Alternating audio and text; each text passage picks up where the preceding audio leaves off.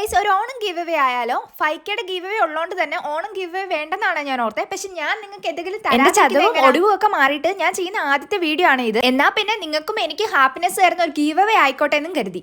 ഒരു ധാവണി സെറ്റും ഒരു ലിപ്സ്റ്റിക്കും ഒരു കമ്മലുമാണ് ഞാൻ നിങ്ങൾക്ക് വേണ്ടി തരുന്നത്. ഇടയ്ക്ക് ട്രെൻഡിങ് ആയിരുന്ന ഡാസ്ലറിന്റെ ലിപ്സ്റ്റിക് ആണ് അത്. പിന്നെ ലക്ഷ്മി ദേവിയുടെ ഒരു കമ്മലാണ് ഇത്.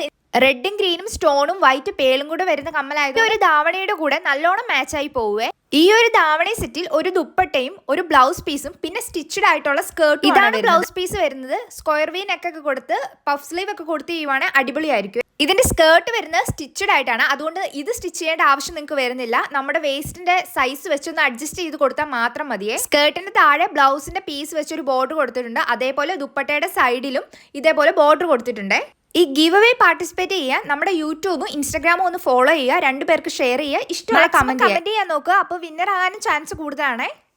ഓഗസ്റ്റ് 28-നായിരിക്കും നമ്മൾ വിന്നറിനെ സെലക്ട് ചെയ്യുക. എന്നാലും നിങ്ങൾക്ക് ഇത് കൈ കിട്ടി പെട്ടെന്ന് സ്റ്റിച്ച് ചെയ്തെടുക്കാൻ പറ്റും.